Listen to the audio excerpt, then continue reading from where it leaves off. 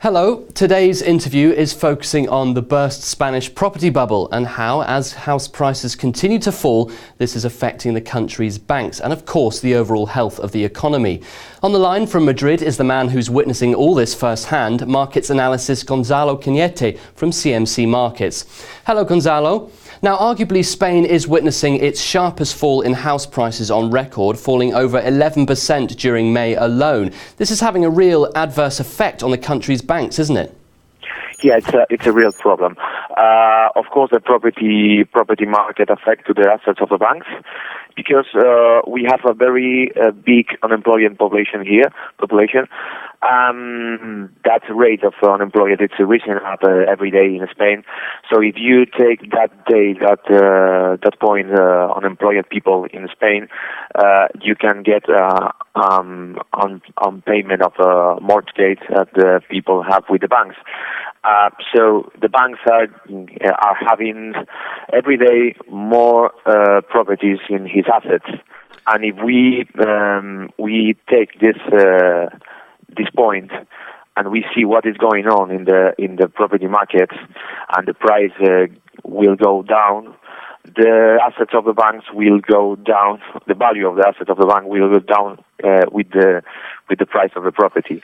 Now, I know banks such as BBVA and Bankia own large stocks of houses. Do you think we'll see a rush to sell them off in order to boost liquidity levels? I think the problem is how they obtain the liquidity and the solvency against the markets.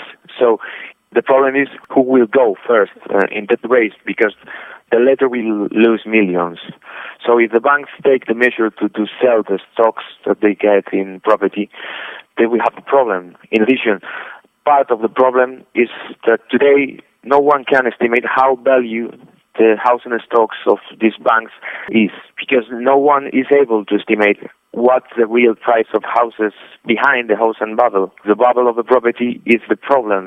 Nobody knows how many money will need the banks in Spain, as in other countries, because nobody knows how exactly could be the price of all the stocks of property that the banks have in his assets. Now, when do you think Spain's property market will start picking up again? And if or when it does, will this be a sign that the economy as a whole is on the road to recovery?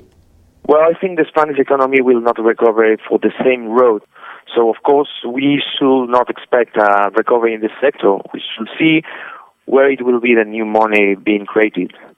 If we have from the European Central Bank new injection of liquidity in the banks in Spain, we should use this new money to send to other sectors who will recover in maybe 5 or next 10 years.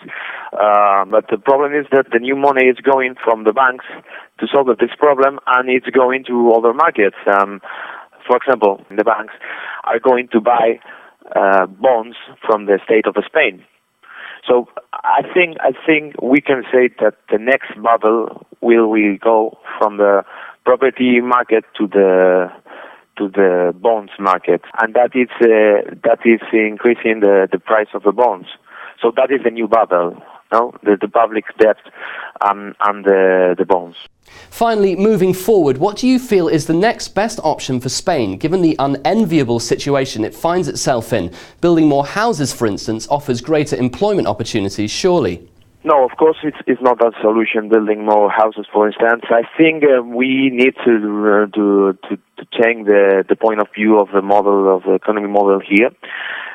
Today we have the Spanish state supporting the banking problem and punishing in their bonds because of this. So probably the Spanish government needs to solve the problem of unemployment, because that will be one of the main solutions to achieve rebalancing their accounts. So that the banks have a problem because of the property market. Well, that's all we've got time for, I'm afraid, Gonzalo. Thank you very much for joining us from Madrid. We'll be back with more exclusive interviews later, but until next time, goodbye.